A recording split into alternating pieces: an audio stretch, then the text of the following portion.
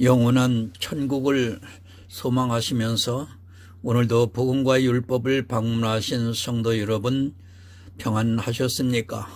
주님의 이름으로 환영합니다. 이 시간 454번째 설교 시간으로 보좌 앞 금단에 드리고자 함이라 라고 하는 요한계시록에 나와 있는 이 말씀을 가지고 여러분들에게 풀어서 설교로 전하고자 합니다. 이 시간을 통해서 여러분들 영혼 구원에 이르는데 지혜로운 시간이 되기를 사모하면서 말씀을 전하겠습니다. 오늘 성경의 본문은 요한계시록 8장 1절에서 5절이 되겠습니다. 일곱째 인을 떼실 때에 하늘이 반시 동안쯤 고요하더니 내가 보매 하나님 앞에 시우한 일곱 천사가 있어 일곱 나팔을 받았더라. 또 다른 천사가 와서 제단 곁에 서서 금 향로를 가지고 많은 향을 받았으니 이는 성도의 기도들과 합하여 보좌 앞 금단에 드리고자 함이라. 향연이 성도의 기도와 함께 천사의 손으로부터 하나님 앞으로 올라가는지라. 천사가 향로를 가지고 단 위에 불을 담아다가 땅에 쏟음에 내성과 음성과 번개와 지진이 나더라. 사랑과 은혜가 많으신 아버지 하나님 감사합니다. 이 시간을 통해서 하늘의 비밀에 대한 말씀을 풀어 전하게 하시니 감사합니다. 특별히 요한계시록의 오늘 본문의 말씀은 금향로와 금대접에 대해서 하나님 말씀을 전하고자 합니다. 금향로와 금대접, 금은 생명을 의미하는 것으로서 예수님은 우리 생명을 위해서 지금도 기도하시며 성도 또한 생명을 위해서 기도해야 한다고 하는 이 사실에 대해서 하나님 전하고자 합니다. 성령께서 함께해 주심으로 인하여 저희들이 전하는 자와 듣는 자의 심령 속에 동일하게 감동을 주셔서 하늘의 비밀을 잘 전하고 잘 깨달아 영혼 구원에 이르는 데 있어서 지혜로운 시간이 되게 하여 주시고 이 시간을 통해서 거듭나는 영혼을 통해서 하나님 보좌에서 그 구원에 이르는 영혼으로 인하여 기뻐하여 주시옵소서. 예수 그리스도의 이름으로 기도드리옵나이다. 아멘. 성도 여러분, 요한계시록은 환상입니다. 그리고 거의 마지막 때의 일이다 보니까 우리가 알아들을 수 있는 언어가 그리 많지 않습니다. 그러나 이 시대 요한계시록을 설교하는 목사들을 보면 참으로 신기하게도 해석을 잘 해내고 있습니다. 그리고 이 요한계시록으로 인해서 사람들에게 두려움을 주고 있는 것이 사실이기도 합니다. 사람의 생각입니다. 성경을 볼 때 우리가 가장 주의해야 하는 것이 있다면 사람의 이성적인 생각입니다. 그것을 먼저 버리지 않고 성경을 본다는 것은 스스로 망하는 길로 가고 있다는 것을 깨달아야 합니다.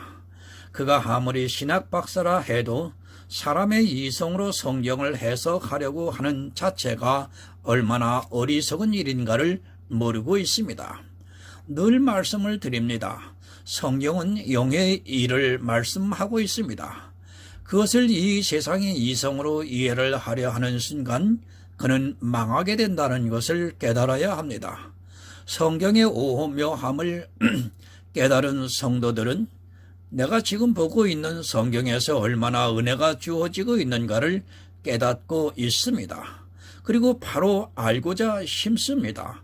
그러나 이 시대는 성경을 바로 알고자 하는 마음이 전혀 없습니다. 그저 종교적인 행위로 성경을 보고 있고 그 성경에서 아무 말이나 해도 사람들은 자기들이 성경을 배웠다고 생각하고 있습니다. 우리가 성경을 바로 알지 못하면 그 결과가 어떠하다는 것을 깨닫지를 못하고 그저 성경에 있는 말씀을 이야기하면 자기가 하나님의 말씀을 들은 것으로 생각합니다. 이 시대 가장 문제가 되는 것 중에 하나가 여러분 기도입니다. 정말 이 기도의 문제를 바로 정립하지 못하면 그 영혼은 절대로 구원을 받을 수 없다는 것을 늘 기억하고 있어야 합니다. 그러나 이상하게도 사람들은 성경에 기록되어 있으면 그것을 어떻게 해도 상관이 없는 것으로 생각을 하고 있고 그 기도의 결과가 자기에게 어떻게 미친다는 것을 전혀 모르고 있습니다. 기도는 바라는 것입니다. 그런데 그 기도가 이 세상의 것이라면 참으로 심각한 문제가 된다는 것을 너무도 모르고 있습니다. 이 시대 교회 안에 있는 사람들은 하나님이 가지고 계신 것을 알지 못하고 있습니다. 그러다 보니까 자기가 기도하고 있는 그것을 누가 가지고 있는 줄도 모르고 기도를 하고 있습니다. 생각해 보시기 바랍니다. 나에게 꼭 필요한 것이 있습니다. 그런데 그것을 다른 사람이 가지고 있습니다.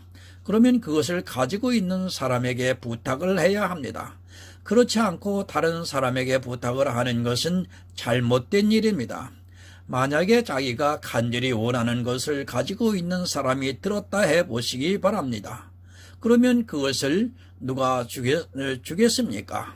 당연히 가지고 있는 사람이 주는 것이고 그것을 받은 자기는 부탁한 사람이 주었다고 생각하게 되어 있습니다. 코미디입니다. 이 시대가 그렇게 하고 있습니다. 하나님께서 가지고 계신 것과 그리고 사단이 가지고 있는 것을 너무도 모르고 있습니다. 그러니까 사단이 가지고 있는 것을 예수 그리스도의 이름으로 기도를 하고 있습니다. 그러면 그것을 누가 주겠습니까? 사단도 영의 존재이기 때문에 기도하는 것을 다 듣고 있다는 것을 여러분 깨달으셔야 합니다. 누구에게 기도를 한 것입니까? 말로는 예수 그리스도의 이름으로 기도를 했지만 실제 이 기도는 누구에게 했는가 하면 사단에게 기도를 했습니다. 교회 안에 있는 사람들이 이렇게 누구에게 기도를 하고 있는 줄을 전혀 모르고 있고 그저 기도를 하면 되는 것으로 생각을 하고 있습니다. 모르면 그렇게 됩니다. 성경은 영의 일이라는 것을 늘 기억하고 있습니다. 사람의 생각으로 그렇게 단순하게 자기 생각에 따라 기도를 하는 것이 얼마나 위험한 일인가를 너무 모르고 있습니다. 교회 안에 있는 사람들이 얼마나 무지한가를 이 기도 한 가지만 들어보아도 쉽게 알 수 있습니다. 알 수 있습니다. 그가 구원을 받은 성도인가 아니면 그저 종교인으로 살아가다가 멸망을 당할 사람인가는 이 기도만 들어보아도 쉽게 알 수 있습니다. 이 시대 교인들의 기도를 들어보면 거의가 다, 아니 전부라고 해도 틀린 말이 아닐 것입니다. 그들의 기도는 예수 그리스도의 이름으로 하고 있지만 실제 누구에게 하고 있는가 하면 바로 사단에게 기도를 하고 있습니다. 응답 받을 때까지 기도하라. 이렇게 거창한 제목의 책들이 나오고 있습니다. 그런 책들을 보면서 사람들은 기도에 열을 내고 있습니다. 남들도 기도를 해서 응답을 받았으니까 나도 기도를 하면 응답을 받을 수 있다고 하면서 그가 했던 방법으로 기도를 하려고 하고 있습니다. 그것이 어떤 기도라는 것을 모르고 그저 지금 당장 자기 입에 탄 것을 찾으려고 애를 쓰고 있습니다. 기도입니다. 샤머니즘이라는 것을 알아야 합니다. 성경에 기도, 간구 이런 말씀들이 많이 기록이 되어 있다 보니까 무조건 기도를 하는 것이 좋은 것으로 생각을 하고 있습니다. 교회 안에 있는 사람들이 너무 모르고 있는 것입니다. 이 기도를 마치 자기들만 하는 것으로 생각을 하고 있습니다. 이 세상의 모든 종교가 다 기도를 하고 있습니다. 무당이 기도를 합니다. 그들이 얼마나 기도에 열심을 내는 줄 여러분이 깨달아야 합니다. 그들은 기도하러 갈 때는 조금이라도 부정을 탈까봐 정말 깨끗하게 하려고 하고 있고 그렇게 몸과 마음을 정결하게 해서 기도를 하고 있습니다. 그렇게 기도를 하다 보니까 그들에게 귀신이 찾아오는 것이고 실제 세상 말로 영험이 있다는 무당들은 그렇게 기도를 하고 있습니다. 이것이 다 무엇입니까? 육적인 것을 위해서 기도를 하는 것입니다. 무당이 그렇게 기도를 하는 것도 육적인 기도입니다. 또 교회 안에서 자기들이 바라는 것을 모르고 하는 기도 역시 육적인 기도라는 것을 깨달아야 합니다. 자기가 아무리 예수 그리스도의 이름으로 기도를 했다 하더라도 그 기도 내용이 무엇인가에 따라 무당의 기도가 되고 있다는 것을 여러분 알아야 합니다. 야고보서 4장 3절을 참조하겠습니다. 구하여도 받지 못함은 정욕으로 쓰려고 잘못 구함이니라. 무엇을 구합니까? 이 말씀을 오해를 하고 있는 사람들이 너무 많이 있습니다. 구하여도 받지 못함은 정욕으로 쓰려고 잘못 구하기 때문이라고 말씀을 하고 있습니다. 그러니까 기도를 해서 구하고는 있는데 그 구하여도 얻지 못하는 것은 정욕에 쓰려고 잘못 구해서라고 말씀을 하고 있습니다. 11조를 내고 싶습니다. 아니 11조를 1,000만 원을 내고 싶습니다. 그런데 이것을 받지 못하는 것은 하나님께 11조를 내는 순수한 마음이 아니라 그만큼 자기가 11조를 내면 당연히 자기 수입이 늘어나는 것입니다. 그러니까 그것을 생각해서 구하기 때문에 잘못 구해서 못 받은 것이라고 말을 하고 있습니다. 그러니까 자기 수익을 위해서가 아니라 11조를 내고 싶은 순수한 마음으로 구하라고 가르치고 있습니다. 참으로 안타깝습니다. 11조를 내는 자체가 여러분 무엇입니까? 아마도 제가 이런 말씀을 드리면 도무지 이해가 안 되고 오히려 저를 이상하게 생각하는 사람들이 있을 수도 있습니다. 11조를 내는 자체가 바로 여러분 정욕입니다. 그러나 이 시대는 그것을 정욕이라고 생각하는 사람은 한 사람도 없습니다. 정욕에 빠지지 마시기 바랍니다. 이 시대는 너무 정욕에 빠져 있습니다. 비단 기도뿐 아니라 거의 모든 신앙생활이 다 정욕에 빠져서 자기가 구하는 것을 얻지를 못하고 있습니다. 성도가 구하는 것이 무엇입니까? 오직 생명입니다. 성도는 이 시대도 이 생명을 위해서 늘 깨어 구하고 있습니다. 하지만 가라지는 자기가 이미 생명을 얻었다고 생각하면서 더 이상 생명을 구하지 않고 있습니다. 본질을 잃어버리고 있습니다. 교회 안에 있는 교인들이 자기가 왜 예수 그리스도를 믿고 있는지조차 모르고 있습니다. 그저 종교에 의해서 좌충우돌 하면서 종교 지도자들이 시키는 대로 따라가면서도 자기 생명이 어떻게 되는지조차 모르고 있습니다. 반드시 기억하시기 바랍니다. 어느 선지자가 이스라엘을 칭찬했습니까? 이스라엘이라는 정통의 교회를 누가 칭찬을 했습니까? 하나님께서 보내신 선지자들을 칭찬을 한 것이 아니라 오히려 그들을 신랄하게 책망을 했다는 것을 이 시대는 깨달아야 합니다. 그런데 정통이라고 하는 사람들은 자기들끼리 똘똘 뭉쳐서 서로 칭찬을 하고 있습니다. 거짓 선지자들이 어떻게 했는가를 보면 쉽게 알 수 있습니다. 인생들은 너무 어리석습니다. 아니 거대한 종교에 의하면 개인이라는 존재는 너무 나약하기만 하다는 것을 깨달아야 합니다. 그가 아무리 이 세상에서 뛰어난 사람이라 해도 거대한 종교 앞에서는 그저 무력한 한 사람이라는 것을 알아야 합니다. 그것을 이미 중세시대를 통해서 우리에게 보여주셨습니다. 한 나라의 왕이라 해도 종교에 의해서 세워지기도 하고 또한 사라지기도 했습니다. 왕이 어떻게 했습니까? 종교와 어떻게 하든지 친분 관계를 쌓으려고 했습니다. 실제 중세시대의 왕과 종교가 대립을 하면서 왕들이 쫓겨나는 일들이 많았다는 것을 우리는 알아야 합니다. 물론 왕이 힘이 더 세지면 종교가 약해졌다는 것도 알 수 있습니다.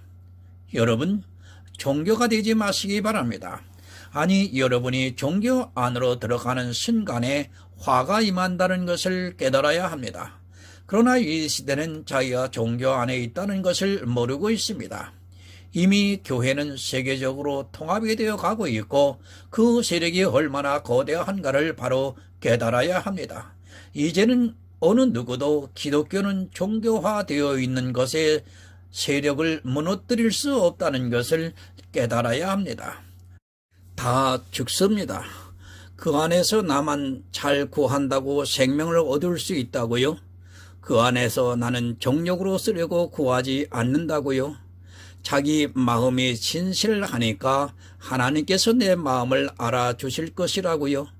그런 생각들이 얼마나 어리석은가를 깨닫지를 못하고 있습니다. 그런 지혜가 여러분에게 있습니까?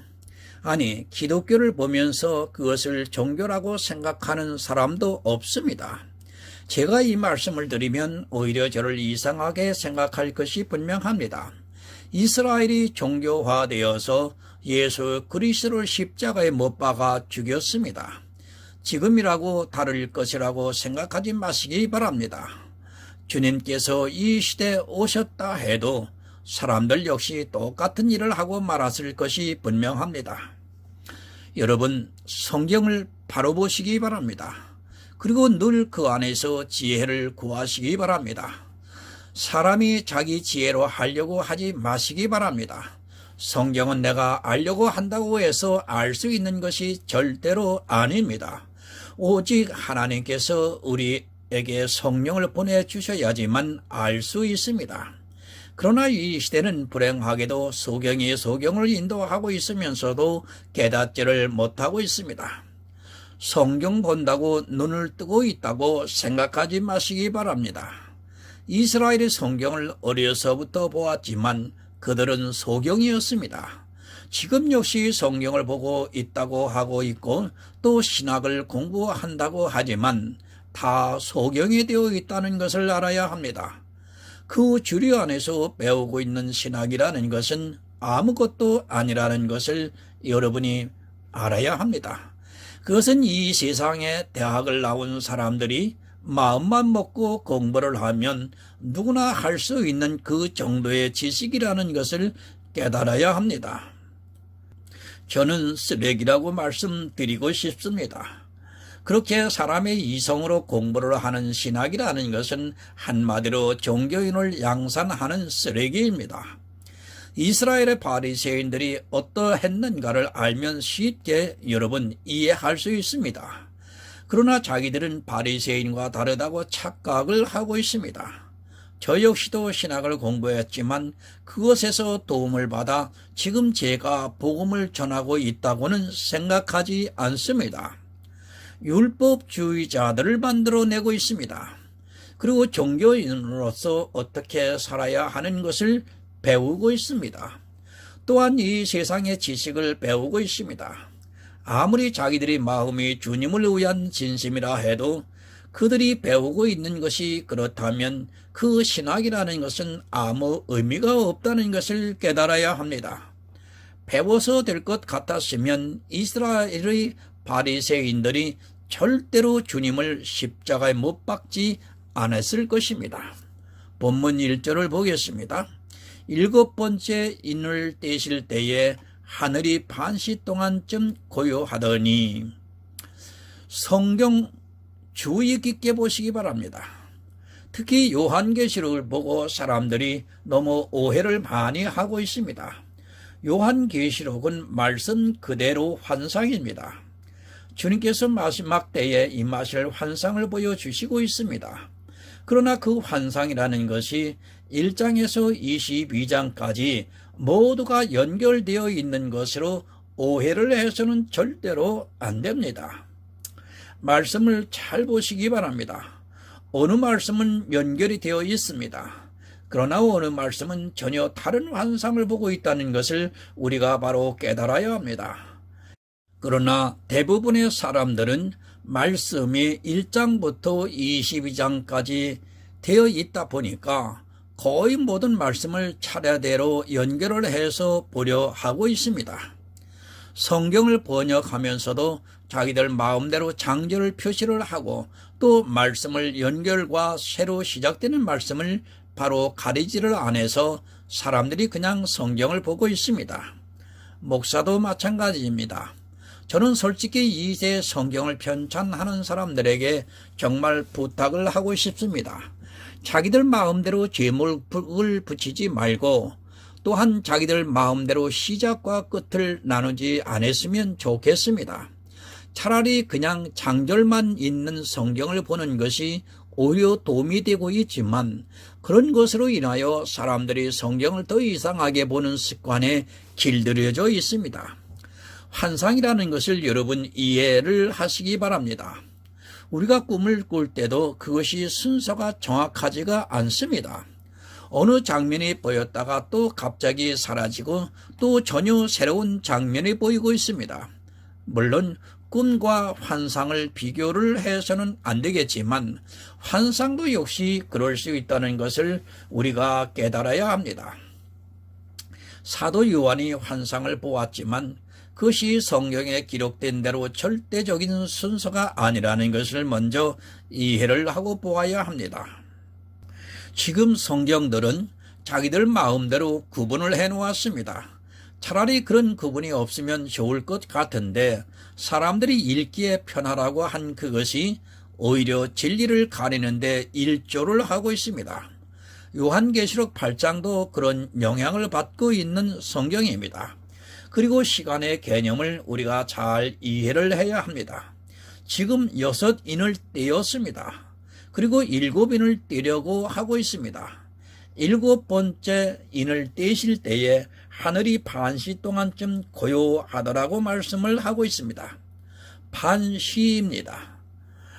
이런 말씀을 가지고 사람들은 자기들 마음대로 해석을 하고 있습니다. 저도 이 반시는 어느 정도 되는지를 모르겠습니다. 세번역입니다. 그 어린 양이 7째 봉인을 뗄 때에 하늘이 약 반시 동안 고요하였습니다. 거의 모든 성경이 이렇게 번역이 되어 있습니다. 반시간이라고 명확하게 번역을 해놓고 있는 것을 볼 수 있습니다. 늘 말씀을 드리지만 영의 일을 우리가 다 모릅니다. 그리고 그 시간을 우리가 알고 있는 시간으로 해석을 해서는 절대로 안 됩니다. 그 반시 동안쯤이 어느 정도의 시간이라는 것은 어느 누구도 알 수 없습니다. 그냥 그대로 받아들이시기 바랍니다. 그런 것에 괜한 시간 낭비를 하지 마시기 바랍니다. 하나님의 시간을 환상으로 보여주시고 있습니다. 하루가 1000년 같고 1000년이 하루 같습니다. 그러면 그 반시 동안쯤은 우리가 알아들을 수 있게 보여주신 것입니다. 사도 요한이 비록 환상을 보았다 해도 그 시간을 우리 이성의 생각으로는 해석할 수 없다는 것을 먼저 이해를 하고 있어야 합니다. 반시라 해도 그것이 100년이 될 수도 있습니다.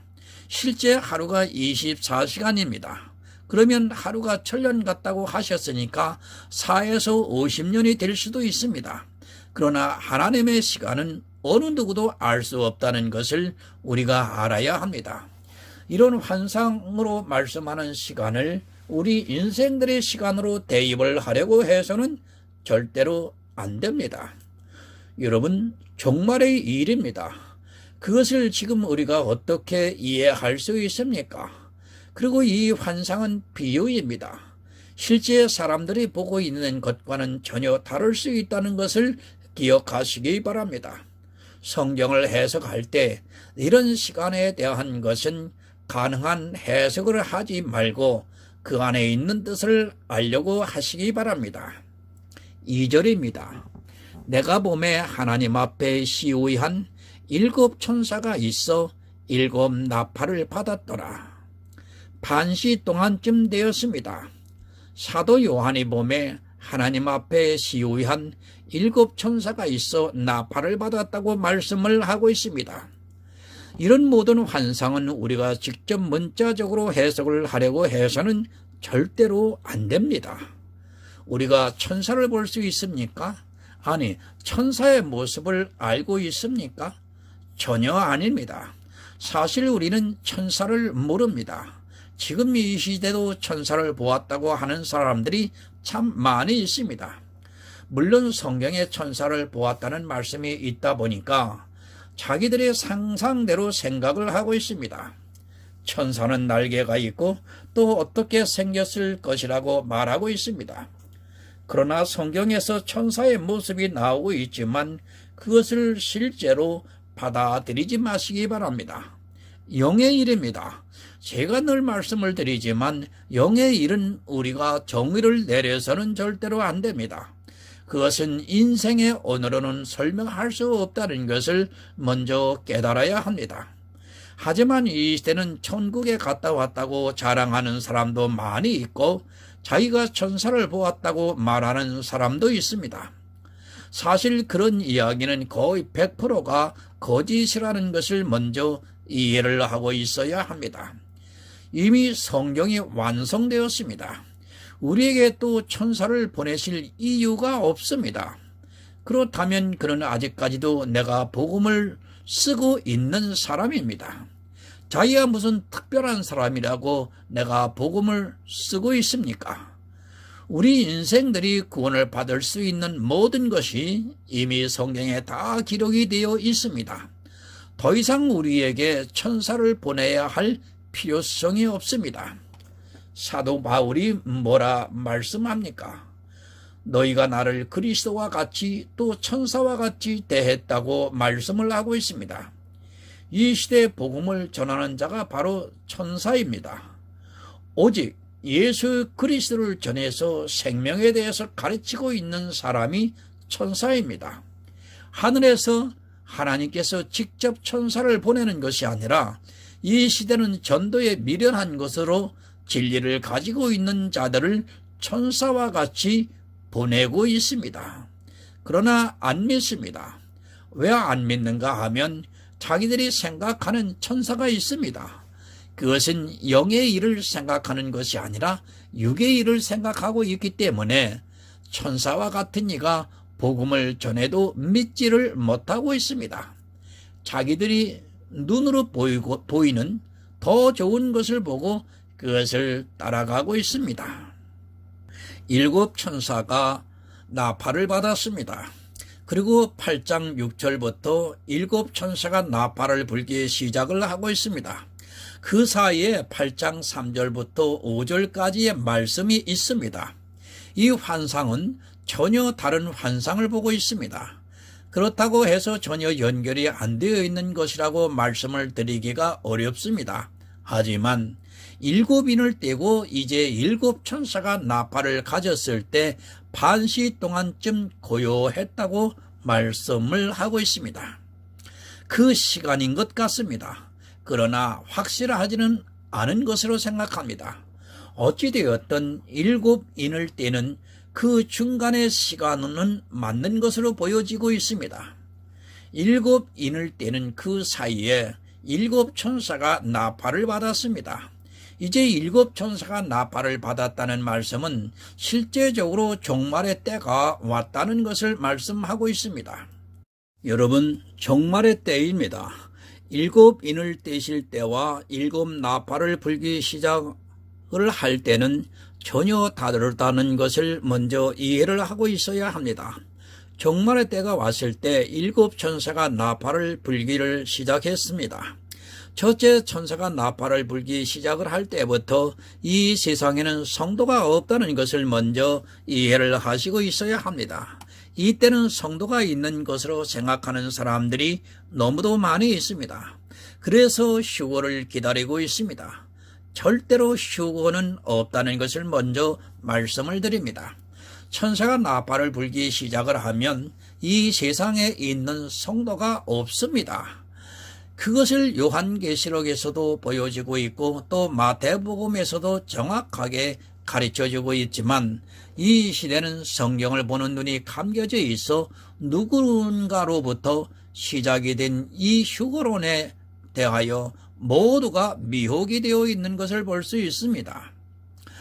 인을 뗄 때는 다릅니다. 그러나 천사가 나팔을 불기 시작을 할 때는 이제 종말의 시작이라는 것을 말씀하고 있습니다. 요한계시록을 잘 보아야 합니다. 오늘 말씀을 보면서 마치 종말의 때에 성도들이 기도하는 것으로 오해를 해서는 절대로 안 됩니다. 7 천사가 나팔을 불기 전에 환상을 본 것이고 그것은 종말의 시작을 가르쳐주고 있습니다. 저도 잘 모릅니다. 종말의 때가 어떤 형상들이 나타나는가를 정확하게는 알 수 없습니다. 그러나 성경을 통해서 어느 정도는 이해를 하고 있습니다. 종말의 때를 여러분 바로 알아야 구원을 받을 수 있습니다. 종말의 때가 자기가 살아있는 동안에 올 수도 있고 또 그러면 휴거를 당할 수 있다는 자체가 얼마나 그럴듯한 사단의 계략이라는 것을 여러분은 깨달으셔야 합니다. 절대 그런 일은 없습니다.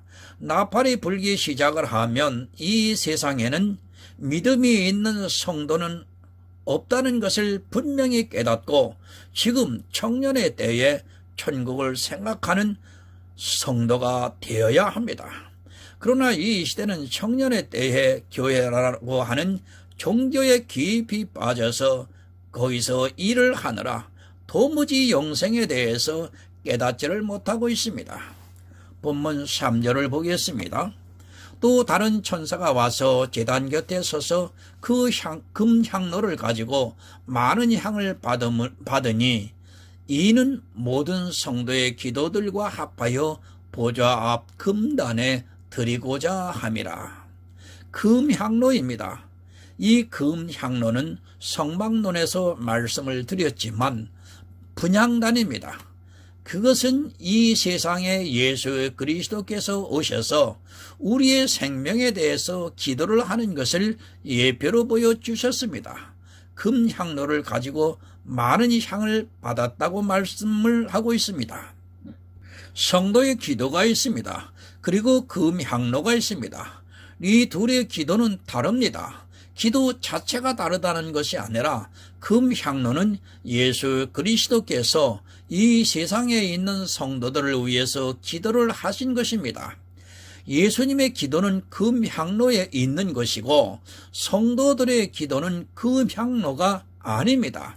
그래서 금향로를 가지고 많은 향을 받았으니 이는 성도들의 기도와 합하여 보좌 앞 금단에 드리고자 함이라고 말씀합니다.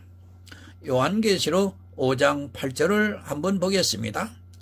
책을 취하심에 네 생물과 24장로들이 어린 양 앞에 엎드려 각각 검은고와 향이 가득한 금대접을 가졌으니 이 향은 성도의 기도들이라. 성도들의 기도입니다. 그것은 금대접에 담겨져 있다고 말씀을 하고 있습니다. 예수님의 기도는 금향로에 담겨져 있고 성도들의 기도는 금대접에 담겨 있다고 성경이 말씀하고 있습니다. 우리가 바로 깨달아야 하는 것이 있습니다.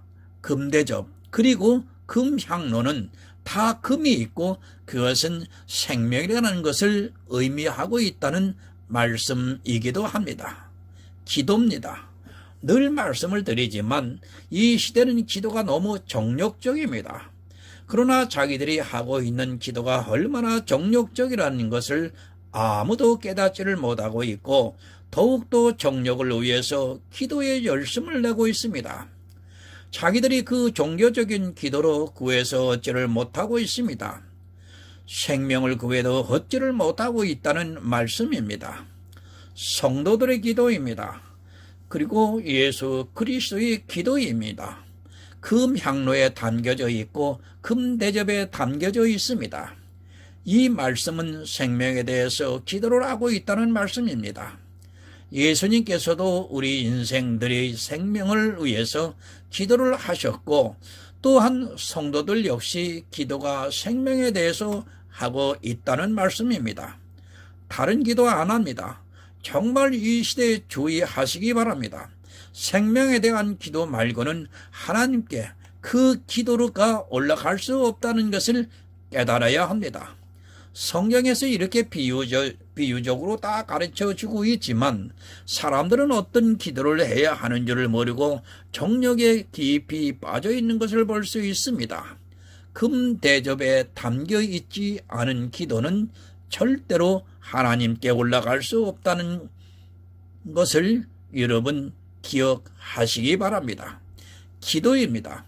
무조건 하나님이 받으시는 줄을 알고 있습니다. 아니, 자기가 하는 기도를 하나님께서 들으시는 줄을 착각하고 있습니다.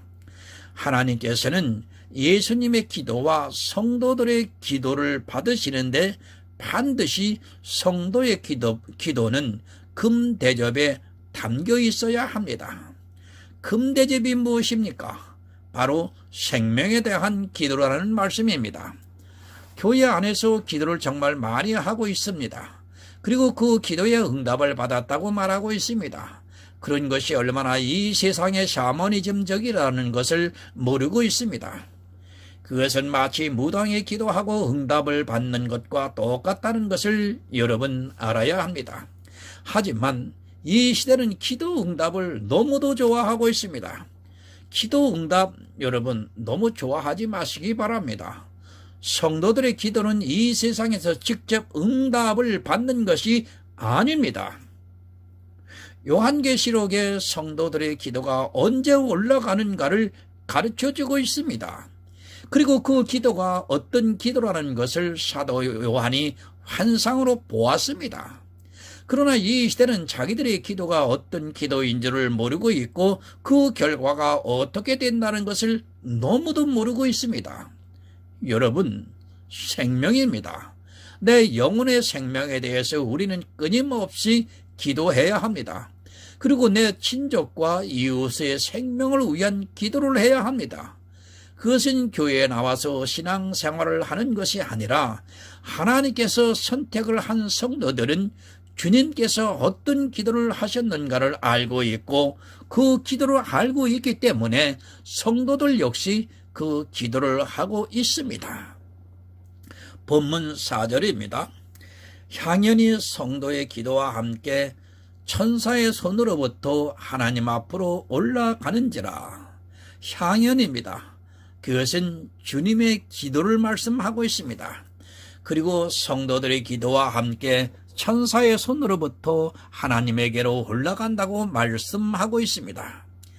이제까지 이 세상에 살았던 성도들의 기도가 이제 천사가 나팔을 불기 시작할 때 주님의 기도와 함께 하나님께로 올라가고 있습니다.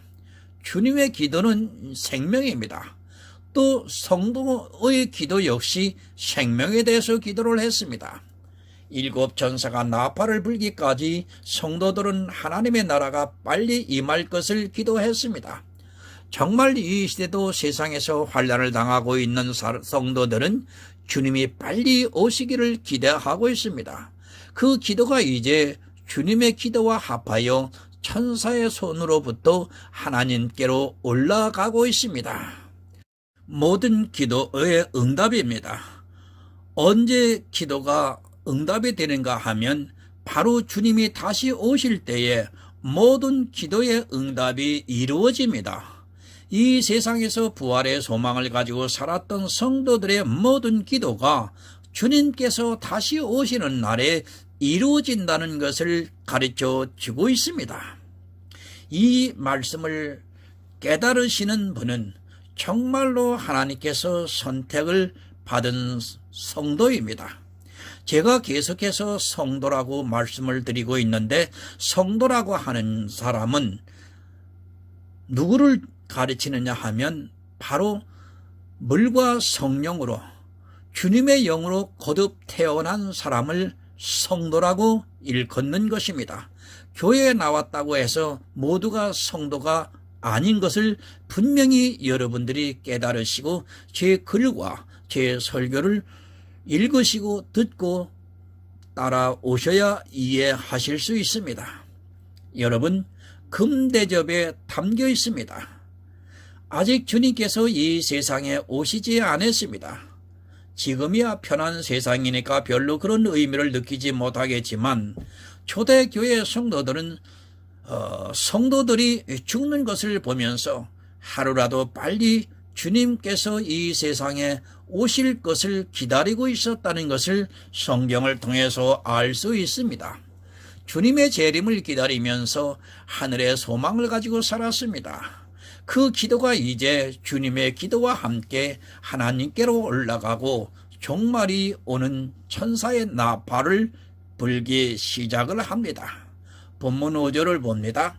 천사가 향로를 가지고 단 위에 불을 담아다가 땅에 쏟음에 내성과 음성과 번개와 지진이 나더라. 여러분, 다 비유입니다. 실제 그렇다는 것이 절대로 아닙니다. 이 말씀은 전부 비유로 우리에게 가르쳐주고 있습니다.